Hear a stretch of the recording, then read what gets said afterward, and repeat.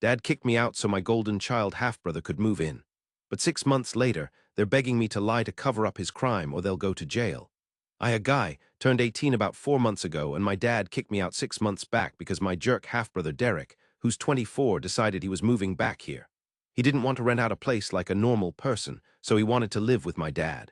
For context, Derek is my dad's son from his first relationship. But Derek's mom and my dad broke up soon after he was born, so they didn't really have much of a relationship afterward. Derek is a lot closer to my dad than he is to his mom, so we spent a lot of time together growing up because he would come over more often than was required legally by his custody arrangement. I'm pretty sure that he was supposed to spend half of the month with my father, but I remember being around him all the time.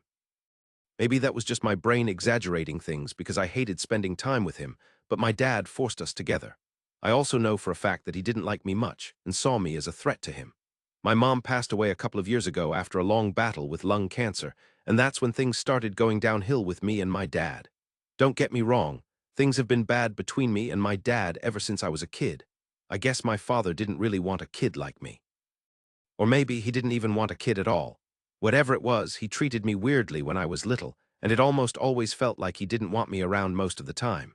He would always be mad at me and yell at me for the smallest things. He would never show me any affection, and even when I tried to win him over, it would be met with nothing but coldness. But with Derek, he was a totally different person. Whenever Derek would be around the house, he would suddenly turn into the best father in the world and do everything that I wanted him to do with me. He made us hang out, even though we both clearly said we couldn't stand each other. Derek didn't like me because he saw me as a threat, and I didn't like him because he always picked on me when I was younger. He'd always do his best to start fights with me and push me around just because he could. He knew he'd get away with it too, because my dad would never say anything against him. Whenever I'd complain to my dad about Derek being rough with me, he'd tell me to toughen up and deal with it because that's apparently how guys were supposed to play, and he didn't want me turning into a wimp. And I thought that's what my dad expected from me. So eventually, I learned to just take it and let it happen.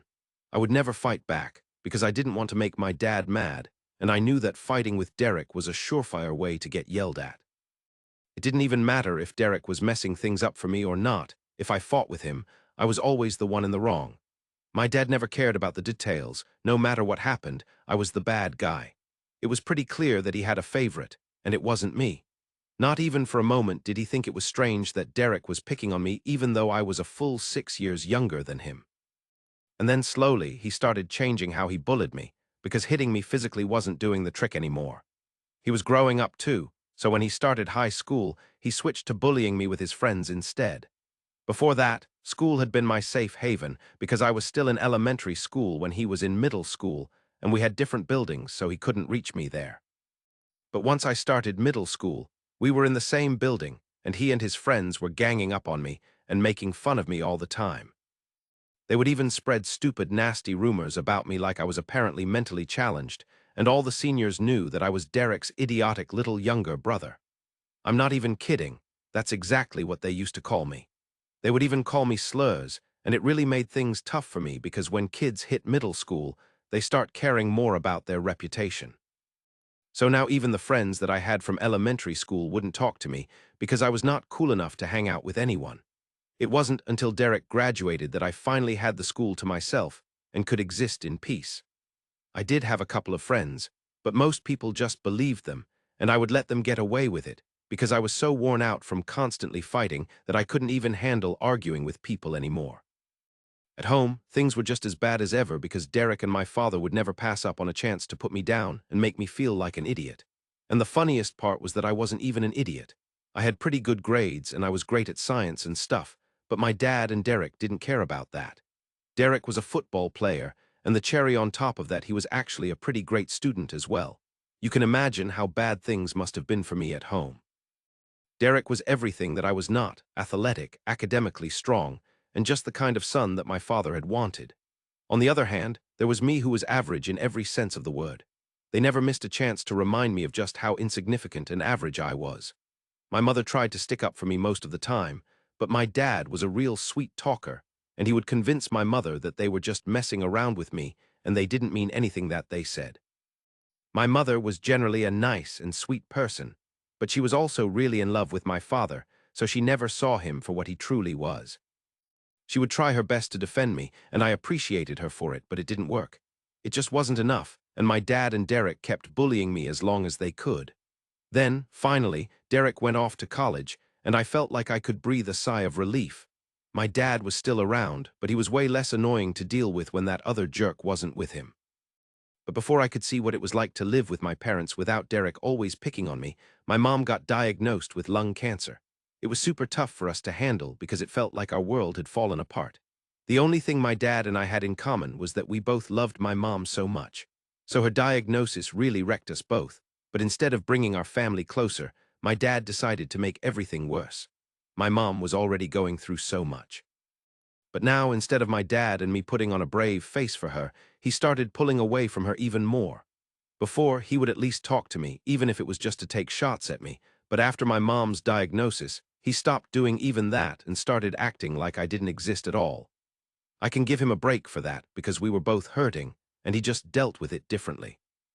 I would have loved if my mom's situation could have brought us closer together somehow, but obviously that wasn't going to happen. And even if it was supposed to happen, my dad was the type of person who would make sure it didn't, because, for some reason, he just hated me and couldn't stand the thought of me being happy. As time went on, my mom's condition only got worse, and my dad's temper started getting to me too. He would either totally ignore me or be super nasty to me, and there were plenty of times when he almost made me cry because of how rude he was being. I tried my best to keep the peace in the family by not responding to my father because I knew it would just give him more ammo to berate me and pick on me. For the years that my mom was sick, whenever Derek would come back home from college, he would lay off of me, and I appreciated that. He wouldn't be nice to me, but at least he'd act human, and that's more than I could ask for. Things were bad when my mom was still around, but after she passed away, I went from the frying pan into the fire. For the first couple of months after my mom's passing, things were really quiet around the house. And by that, I mean that I did all the work while my dad was just unresponsive. He'd go through the motions, head to work, come back, and have dinner and stuff, but nothing else. I was kind of worried about him and reached out to my grandparents a few times to let them know I thought my dad was probably depressed, but they didn't take me seriously. They either didn't care enough about their son to check up on him after the funeral, or they just didn't like me, like my dad, and didn't want to do what I suggested. But after a few months had passed, my dad started getting back to his normal self. Unfortunately, that also meant binge drinking and making me feel like crap about myself all over again. He'd constantly order me to do stuff around the house, and it was really exhausting because not only was I going to school, but I was also doing all the work around the house that my mom used to do. Even when she was sick, my dad and I managed to get all the work done, but after her passing, all that responsibility fell on me. I couldn't even complain because if I did, my dad would say that I wasn't bringing home any money, so this was the least I could do to live there. It was really insulting, but I had nowhere else to go, so I just had to suck it up and deal with it for the longest time. The only thing I was looking forward to was going to college, because that would mean I'd finally be free of my dad and wouldn't have to come back home. Anyway, I didn't even think of this place as home anymore, because once my mom was gone, it stopped feeling like home to me. I could have moved out and gone to live with my mom's parents after she passed, but they lived super far away, and I still had a year of school left, so that wasn't an option for me. But then a couple of months ago, when my dad found out that his favorite kid was coming back home, he kicked me out anyway, and I ended up moving in with my grandparents.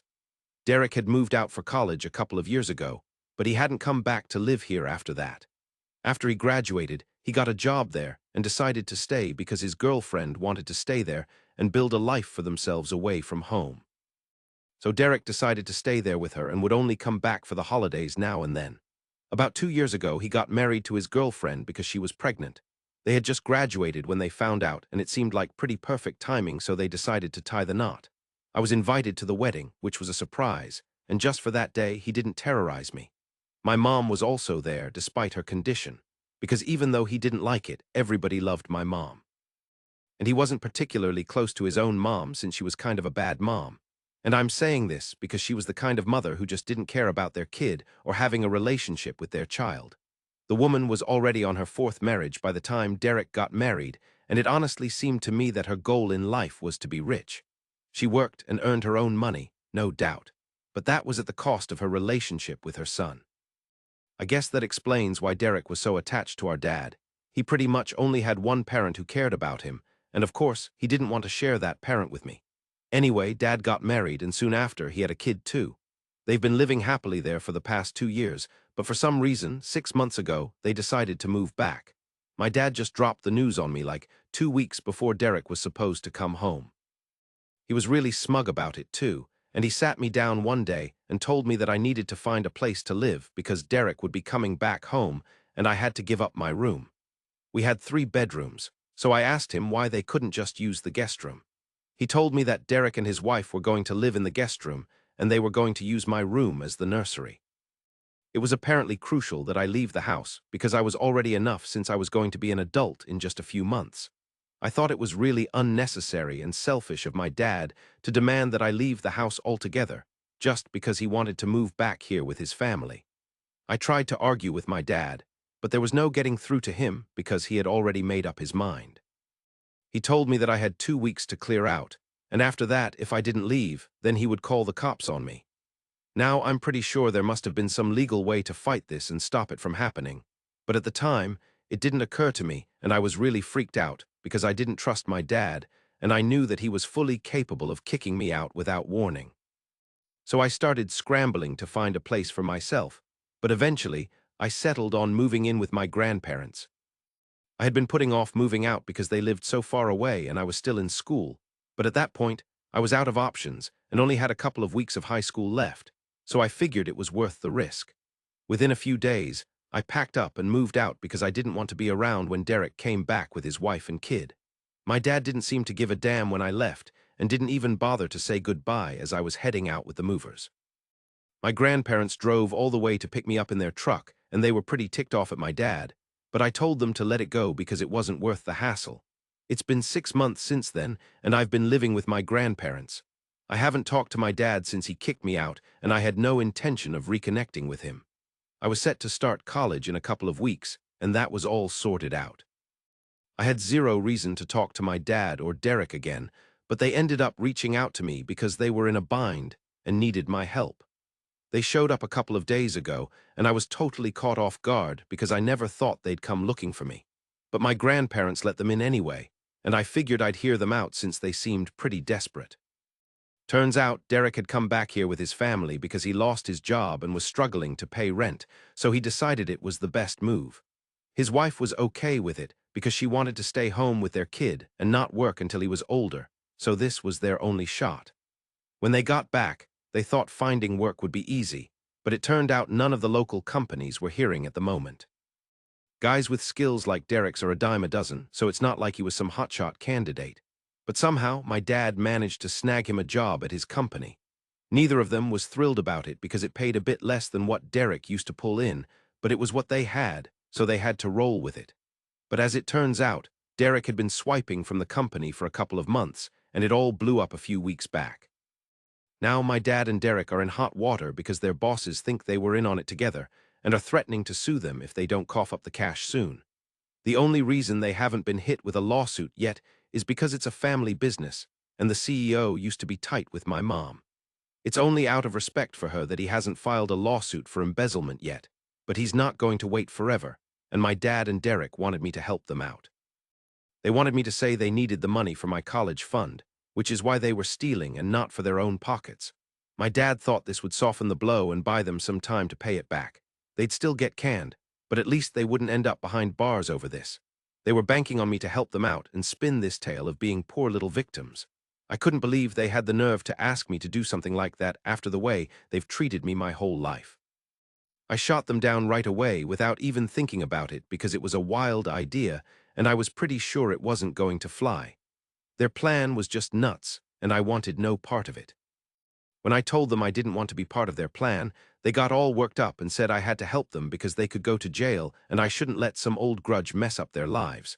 So I told them it wasn't an old grudge, and it definitely wasn't from years ago. My dad had just kicked me out, and it hadn't even been a year since then, so I'd say it was pretty recent. But that wasn't even the main reason I didn't want to help them. I just thought their plan was really shady, and I actually knew the guy my dad worked for. Like I said, my mom and he were really good friends, and he also seemed to like me. He and my mom had basically grown up together, and I used to call him my uncle whenever he'd visit when my mom was still around. Even at her funeral, we had a nice chat and we got along well. My mom was the one who told him to give my dad a job at his company when my dad was struggling. But instead of being thankful, not only did Derek decide to try and make a fool out of these people, but my dad was now trying to cover it all up and use me as a shield. I thought that was really low, and I couldn't, in good conscience, be part of this. So I told them it would be in their best interest to just pay back whatever amount they stole instead of trying to cover it up with more lies and stuff. Because I wasn't going to be on their side here, and they might end up going to jail if they tried to fool him again. In fact, they should even be grateful they were being given a chance to pay that money back and get out of this without a lawsuit they would definitely lose, and that would ruin their future because they would definitely go to jail for it. They had no clue how simple things were right now and how messy they could get if they went ahead with their wild plan. I tried to explain it to them, but my dad got super ticked off and said he wasn't here for a lecture from me. He told me if I wanted to help, I'd agree to their plan instead of dishing out advice that was totally useless. So I told him I wasn't going to be part of this, and to my shock, my dad actually started crying. I'd never seen him do that before, and it made me feel super awkward. He told me he'd been counting on me because, at the end of the day, I was his son, and no matter what had happened in the past, he knew he'd help me if I was in a situation like this. He said he expected the same from me because this was a big deal and he really didn't want to go to prison. Derek felt the same way and was begging me to help them out because he knew I was well-liked among my mom's friends and I was the only one who could bail them out. My mom would have made this much easier, but since she was gone, I was the next best person to handle it, and they were relying on me. It was tough, but I still had to say no, and I tried to encourage them to just come clean and pay back the money they owed. They got really upset and said the only reason I was screwing them over was because they used to mess with me when I was little, and they were really disappointed with how I was dealing with things now.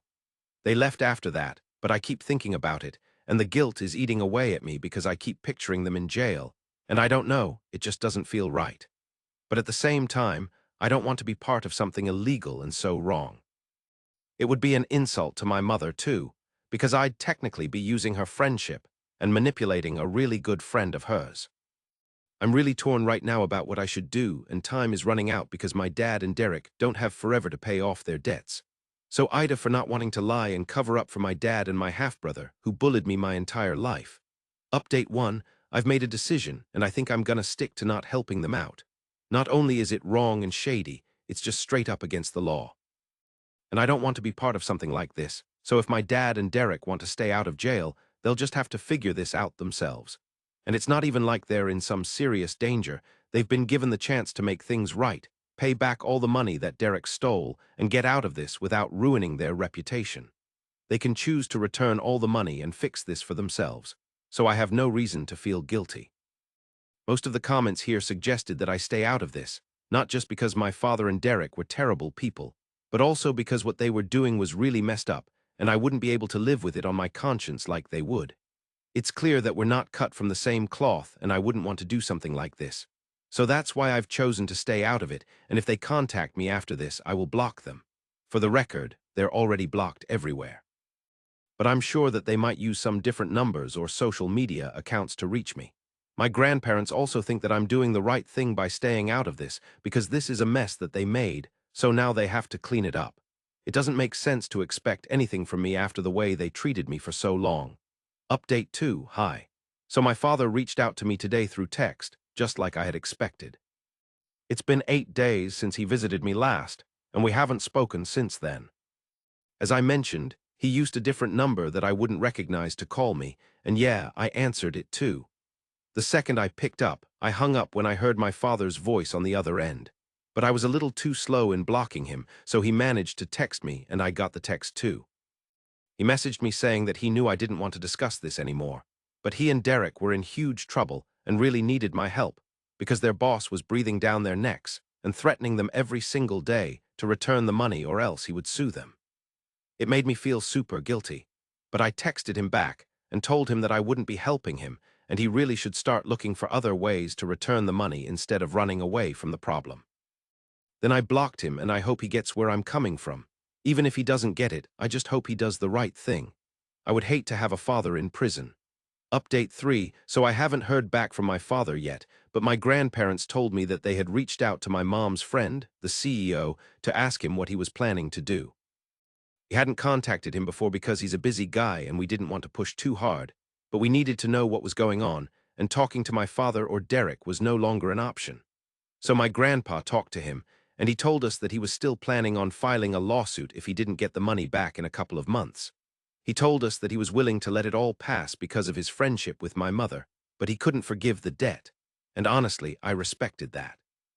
He was being way more lenient than most people would have been in a situation like this. He even apologized to me and said he was sorry that this was happening to me, but I told him it was no big deal since I don't even live with my dad anymore and he kind of deserves it. So, we're not sure what's going to happen, but I think my dad is smart enough to figure out that he should really pay the money back somehow so he doesn't end up in jail. It's going to take some time, but I'm sure they'll get it done, and I have nothing to worry about. I also had a long chat with my mom's friend, and he told me that my mother had talked to him before she passed away and said that if I ever wanted to intern somewhere for some quick cash, or maybe if I just needed a job in general, his door would always be open. So that's cool to know, and I'll keep that in mind going forward. Even after she's gone, my mom is still looking out for me, and that really makes me happy.